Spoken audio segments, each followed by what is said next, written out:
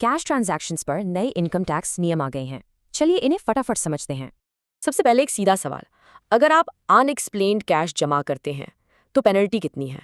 ये पेनल्टी 84% तक जा सकती है। जी हाँ, इसमें टैक्स और पेनल्टी सब शामिल है। अब इतनी भारी पेनाल्टी से बचना है तो ट्रांजैक्शन लिमिट्स को समझना तो पड़ेगा ही।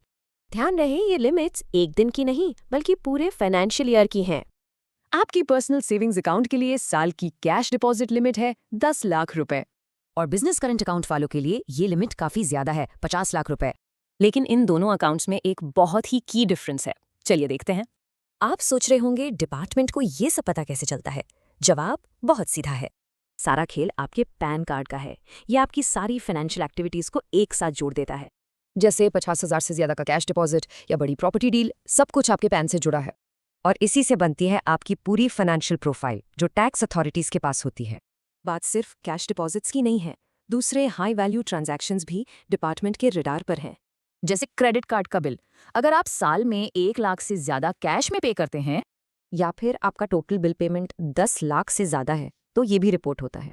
इसी तरह एफडीज, फॉरेक्स ट्रांजैक्शंस और प्रॉपर्टी रजिस्ट्रेशन पर भी रिपोर्टिंग लिमिट्स लागू होती हैं। और सुनिए, अब तो आपकी सोशल मीडिया एक्टिविटी भी डिपार्टमेंट की नज़र में है। तो देखिए, प्रोसेस सिंपल है। पैन के जरिए ट्रांजैक्शन रिपोर्ट होता है और आपके आईटीआर से मैच किया जाता है। तो टेक अवे क्या है? यही कि आपके बड़े फाइनेंशियल ट्रांजैक्शंस अब प्राइवेट नहीं रहे। ट्रांसपेरेंसी इज की। तो सवाल ये है, क्या आप इस नए कंप्लायंस और रेगुलेशन के दौर के लिए तैयार हैं?